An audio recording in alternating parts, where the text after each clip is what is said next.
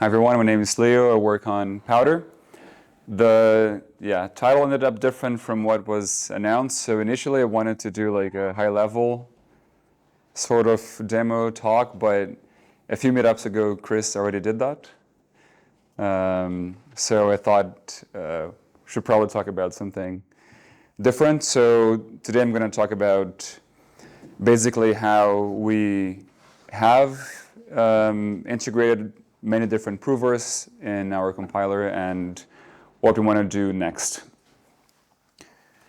For a little bit of context, what exactly is Powder? So the whole idea behind Powder is to be an SDK for zk proofs.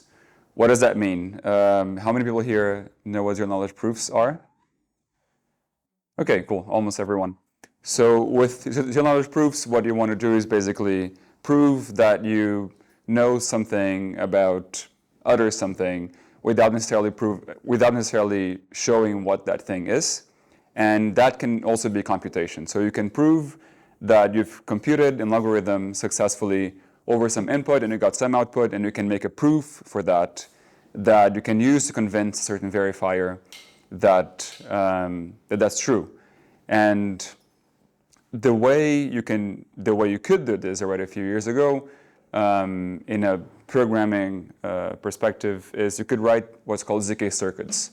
So there were languages like Socrates or Circom where we have a DSL, and you can write basically a verifier. So you can, there's different abstractions you could use in these languages, but you basically write a program, and this program will be the verifier, and it accepts a certain input or not, and you make a proof for that or not, and then the real verifier that you want to convince can analyze that proof without the knowledge of some private data that you may have. And this worked really well. There's lots of applications out there that use this for afternoon computation, for scalability, for privacy. But the one thing it doesn't do is to scale to all types of programs you may want to make proofs for, which are, let's say, an Ethereum client, for example, or even bigger programs. And the next step on this timeline of tooling for zk proofs is what's now called zKVMs, quite wrongly, but yeah, let's keep calling it that way, at least for this talk, meaning that you not only want a circuit that implements a specific functionality that you want to verify, for example, a hash function. You have a public hash challenge and you want to prove that you know the preimage of that hash. So you write one circuit that verifies one specific hashing algorithm. Instead of that, we actually want to be able to make zk proofs for any program out there. And we can't simply rewrite all of these programs in zk circuits. It simply doesn't scale. So one alternative to that, we can actually make one circuit that's going to summarize them all. So we have one circuit, the zKVM, and that circuit takes programs as input, as well as the inputs to those programs. And you make a zk proof for the execution of the interpreter, the VM, over a certain input program and input. So this is what a zKVM does. It basically allows you to make zk proofs for any program then that can run inside that zKVM. So if you make a zkEVM, for example, that's basically how, well, that's not true that that's basically how it started, but in massive scale, a few Ethereum L2s developed their own zkEVMs, which means they can make proofs for the execution of EVM programs without having to write circuits for each of those programs. And by now, there's lots of other VMs, including like non-blockchain related VMs like WASM or RISC-V that have zk versions to them. So that's kind of like the summary of the background. And so what does Powder do? It's basically another way to make zk proofs. And similarly to how languages were used to describe circuits before, we can use Powder, which is a compiler in its core, to basically represent the VMs themselves, as well as the programs. So we go one level higher, and instead of having just this one program you can represent, we'll have a language where you can represent any VM that you want, either existing VMs like RISC-V or WASM, or your own custom VM that you might want to come up with for whatever reason. And next to that, you have the program as well that uses instruction set from that VM. And when you put those two together, you give that to Powder, and you get a zk proof, basically, of the execution of that program and some inputs in the VM that you've just built, which is also one of the inputs. And the reason for all this machinery is that it basically abstracts away all the really low-level zk constraints that you have to write when building this type of systems, and the prover complexity in the sense of the final zk prover that you have to call at the end. So for example, examples are like Halo 2 or Plunky 2, Plunky 3. These are zk provers where they're kind of what you target in the end. You give all the zk data already kind of massaged, and then you just give it to that prover, and it's going to spit out the zk proof. And Powder basically abstracts all the front end and the back end things so that this works for basically any VM. And from a programming architecture perspective, this allows for modular machines. What does that even mean? So you can basically build your VM or your program in ways that we are already used to in software development. So you make modules for different things. You can reuse that code. You can share it with different people. You can have a standard library. And this was so far not super possible in zk tooling. And with that, we have other things that we're also used to in the normal computer world, like compiler optimizations, static analysis, security tooling, or even form verification, and different types of analysis you can do over the programs, which are things that sound very basic and straightforward and things we're used to, but that are not really present nowadays in the zk tooling world. And the main goal that we have with Powder is to basically maximize the developer experience, give people all these features we already used to and enjoy every day when building programs without compromising the performance, which is what you usually lose when you go like a super high level abstraction layer. And for the user, what you get in the end from these features is that the programs, the circuits, they become very easy to write, to test, to audit, and so on, as opposed to writing like manual constraints in Rust and that no one can read. And this is like a basic diagram of what Powder looks like. So this square in the middle is the Powder compiler, where the input will be, actually these things are also part of the input. So you have different VMs that you can write in the IR language together with the program, and that's the input. And this basically implies that for any VM that you can represent with Powder IR, any language that compiles to that VM is automatically supported. And from this point, it compiles to another language called Powder PIL, which stands for Polynomial Identity Language, which is a low-level constraint language. There's no notions of program anymore. It's just constraints and polynomials. And the program is basically compiled to this set of constraints. And you can look at it, you can optimize it manually if you want, and you can understand what it does. And then it finally, together with the witness, which is basically the trace of execution of the program that you want to make a proof for, it's given to a prover, like Halo 2 or Start, Plunky 3, Nova, and then you finally get a zk proof, and you can give it to whoever you want to verify that proof. And there are a few things here that are very special. The first one is that you can use multiple provers at the same time, which is just not possible in the zKVM world. So if you look at the zKVMs out there, to the best of my knowledge, I don't think there's a single zKVM except for Powder that gives you different provers. In the zk circuit world, there is. With Zocrates, you have access to different provers. I think there's Graph16, Marlin, don't remember what else, but there are a couple. Maybe I think Circom also has a couple. But in the zKVM world, you just can't pick and choose whatever prover you want to use. But why would you have to choose which prover you want to use? So different provers have different properties. So Halo 2, for example, it comes from this NARC world. And it is built in a way, or at least the PSC fork of Halo 2, not the original Zcash one, it's built in a way that the prover is kind of slow and the proofs are big, but you can verify directly on Ethereum, which was a massive focus of PSC from inside the Ethereum Foundation when they started working more on Halo 2. And this is one of the main properties of Halo 2. It's slow, it's not the easiest to build, but when you get a proof, you can already verify on Ethereum without having to do any compression or recursion or crazy stuff.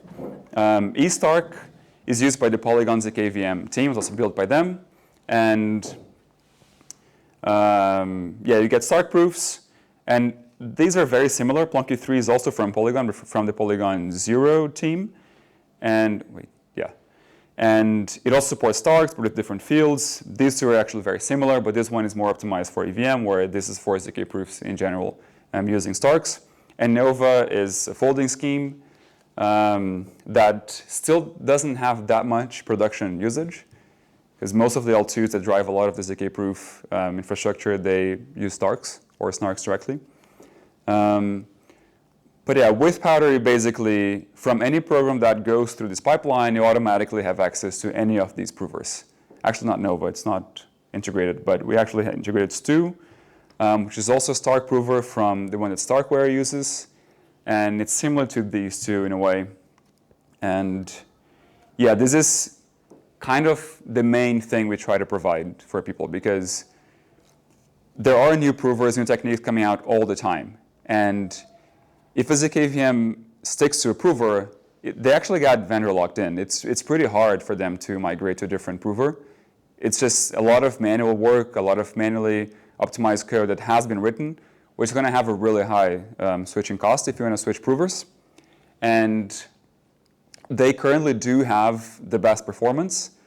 But if you get to a point where this architecture can also deliver the same performance, then you basically get the best of both worlds, where when a new prover comes out, say Plunky 4 comes out, and it's much faster than Plunky 3, you just switch. You literally just switch.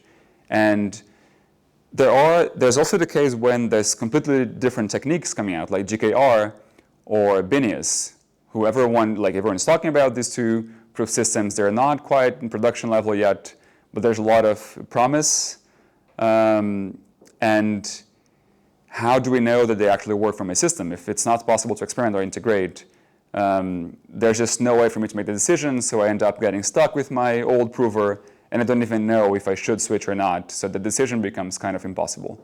And that's, again, what becomes really easy here, because you can just, if Binius comes out and there's a prover, we can just integrate it, let's say in 1-2 weeks, and then basically every user of Powder has immediate access to that. And the other main thing here is the front end, because you can also implement one front end and make it very specific to one use case and build a whole pipeline from it, let's say WASM. But if someone wants to use EVM or RISC-V or so on, you'd have to rewrite it. And here you can just write a much smaller program. So for example, our RISC-V implementation has about 350 lines of code, which is much smaller than building a whole implementation in, say, Rust and compiling that to low-level constraints. So focusing a bit on the last part of the compiler part, so there's Pill, this language where it started as a constraint language, very, very basic, with very basic primitives, just like constraints and columns, which turn into polynomials. Now, thanks mostly to Chris, it's a full functional language, and you can actually use the language itself as a meta constraint language in a way to build the constraints that will be used when implementing libraries or different functionalities.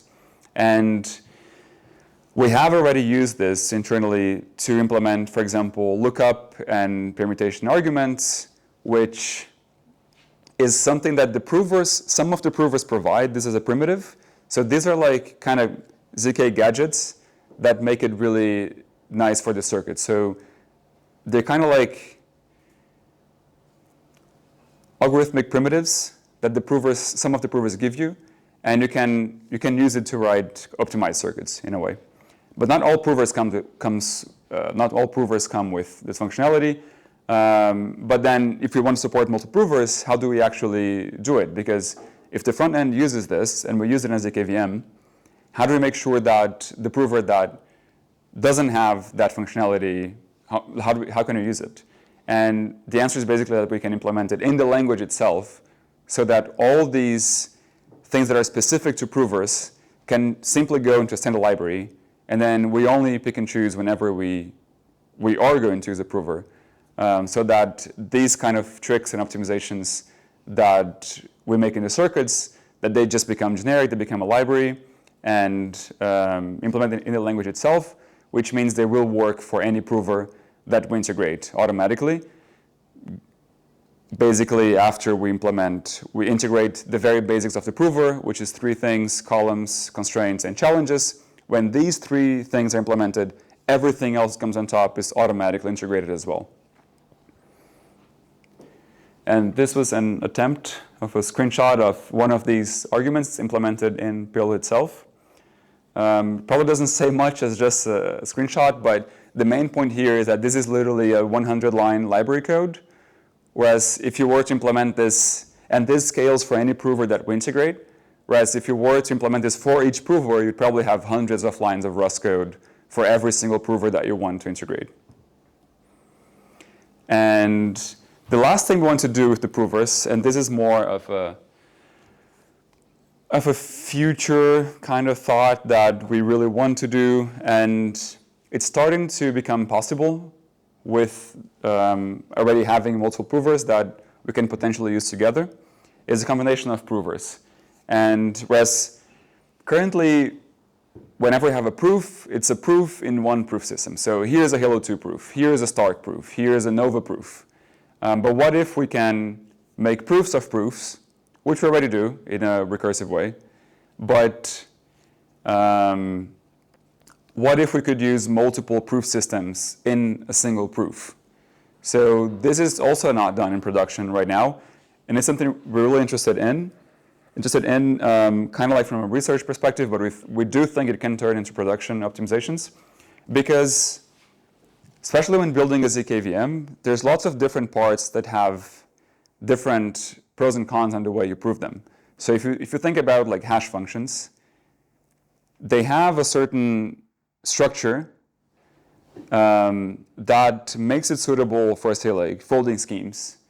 So catch-hack has a lot of experiments when people prove, I don't know how many catch-hacks per second. But if you look into the control flow structure of a VM, Stark's actually pretty good. They have shown to be pretty good for that.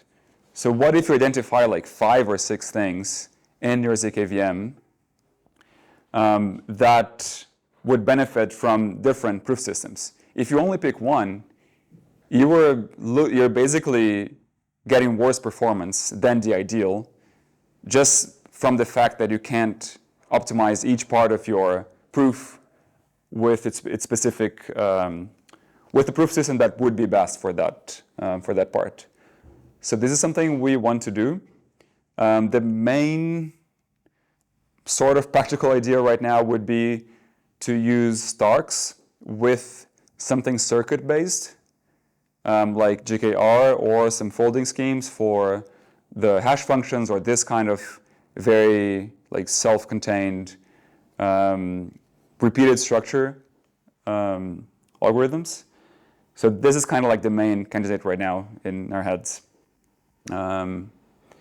Whereas this is kind of like the overall thing where you can basically select different bits of the proof and say, okay, I think this can be a Nova proof, and this can be Binis proof, and this can be a Stark proof.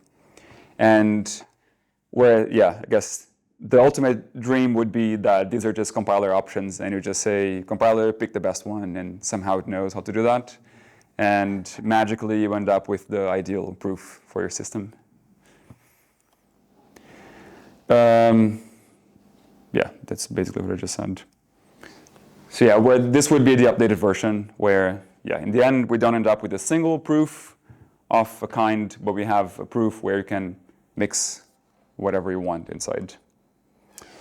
Yeah, getting to the end, just wanted to kind of remind all these cool features that exist, mostly because of having a compiler middleware handling all of this basically scales all these features to any front end, and you connect to any back end. So it's not like it's one VM that is optimized to one prover. It's the fact that all of these features, they apply to all the VMs. So the VM itself is also just input to the compiler. So whatever feature we're using here, Plunky 3, this research multi-prover stuff, or recursion, continuations, optimization, and so on, they are basically available and applied to any VM that comes as input. And this is that's something pretty novel and that we're really excited about. Yeah, thank you.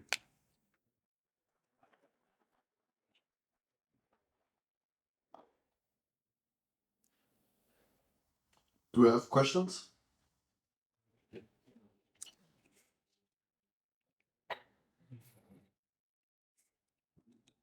Anyone? Don't want a question? Here, Maurice. Yeah, can you say how do you split those proofs up into pieces? I mean, like if I get an E-star proof, it's not really modular. It doesn't say insert Halo 2 here, right? So do you have a strategy for sort of putting those together or breaking the proof apart so that you can reassemble it? Yeah, the basic idea, there's probably, I mean, for sure, for different proof systems, there's different ways to optimize it, but the very basic idea in the architecture is, let me see if this will make sense, that basically, so you can split the program in different parts, and what this will look like before it goes to the provers, you're going to have sets of tables, which turn into polynomials. And instead of giving the whole table to one proof system, you split your table in a bunch, and then you give that to different provers. And then you're going to end up with n proofs, separate for each proof system. So let's say you have, I don't know, like 9 Stark proofs and 1 GKR proof. If you want to put all of that, eventually you have to put them back together in a single proof, is the basic idea. And the way you would do it, you would apply a recursion step where for each of these proofs, in let's say the lowest level, you verify them inside a piece of code that you then make a proof for again later. So if I have, let's say, a Plunky 3 and an E-Stark proof, I can write another algorithm, let's say, also as an input program, that reads an E-Stark proof and the Plunky 3 proof, verifies them, runs a verification algorithm for these proofs, and then I make a proof for that program. And let's say I get the output of that proof in Halo 2. So now I have a Halo 2 proof, a single Halo 2 proof, of 2 other proofs being verified inside that proof. Isn't that just like a composition? Like that? Yeah. Why can, like, I guess I didn't. So this is very hand-wavy, No, I get and there's lots of details that are missing here. It just seemed like if you just stick one inside the other, then you don't have to go through this whole table step, right? I guess that's. So the table part, like, you can fully abstract. It's just the inputs to the prover. So instead of making your whole program combined in a way that it becomes one input to one prover, you can split it and say like 10 inputs to 10 provers. And at the end of this, you still have 10 proofs. And it also depends a lot on your verification environment. If you're fine with 10 proofs as a verifier, then that's it. You're fine with 10 proofs, so you get the 10 proofs to verify all of them. So there's nuances like your verification environment, how much time you want to spend in verification. If you want to verify, for example, on Ethereum, then you can't just get these 10 stocks because you cannot verify them on Ethereum. It's going to be very expensive. So let's say you have like 5 Plunky 3 proofs because I've split my program in different ways, or 2 GKR proofs and 3 Plunky 3 proofs, but I want to verify them on Ethereum. And so one way would be I write a follow-up program that takes all of these proofs, verifies them inside that program, and then I make one proof for that program with Halo 2, and then I can go verify it on Ethereum. So this is a recursive proof that ultimately proves that I proved these other 5 proofs much earlier on. But one way of composing these proofs is usually, for example, how do you solve the problem of you want to make a proof for the execution of a Rust program or a C++ program that has like 1 billion cycles. So in practice, you cannot fit this in a single proof. Because of polynomials and all this kind of stuff, one practical number is, let's say, 2 to the 23 is something you can do. How much 2 to the 23? It's a lot, but it's not a billion. So 2 to the 20 is a million. So that's going to be 1, 2, 3. So it's going to be 8 million. So you can put 8 million cycles in a single proof. But what about the rest of the 1 billion minus 8 million cycles? You can't put that in the same proof. So one way is to basically, every 8 million cycles, you stop and make a proof. Right? So you're going to have a bunch of these. You're going to have, 1,000 of these proofs. And each proof is proving a segment of 1 million cycles, or 8 million cycles, whatever this number is. What you can do now, you have one verification program, which is, say, also a Rust program, that does fit in 8 million cycles, I'm assuming here, that takes 2 of these proofs and verifies the 2 of them. So I'll take 2 of these proofs as input to my new program, and this new program fits in 8 million cycles. Let's say it has 500K cycles. Now I make a proof for this program, and so basically I've compressed 2 proofs in a single proof, right? So I took 2 segments out of my 1,000 segments that combined prove my 1 billion cycle execution. I take 2 of the segments, compress it into one proof by also making a proof of another program, a smaller program, that verifies 2 proofs. So I do this for all the 1,000 proofs. So now I have 500 proofs, right? I do it again. I now have 250 proofs. So you go up a binary tree so that after log amount of levels, you end up with 1 proof. So this is one common strategy, for example, where you need this type of composition, recursion, however you want to call it. Whereas the basic idea is the same, just that instead of having 2 proofs of the same kind and compressing into 1 proof, I could have 2 proofs of different kinds and combining, again, into a proof that could be of a third kind, right? Yeah. Hope that makes sense. Yes, thank you. Yeah. Oh, yeah. Yes. Thanks. Have you explored the options of using different fields in different parts of computation? So say some part of the computation is good with it's with small values, so it has good with MSM, so you want to work with curves fields, and another one is like random values, so you want to work with some smaller prime fields. And then is it possible, in your opinion, to combine them in some not naively as just recursively, maybe some more tricky combinations? Yeah, that's what we need to find out. Because that's going to be a tricky thing when you mix provers, right? Because some of them only even support a couple of fields or only one, right? So currently we only do 1 field in the whole thing.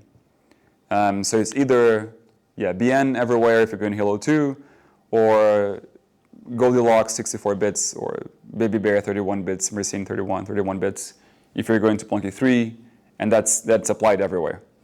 And yeah, it's pretty good for some parts, pretty bad for other parts.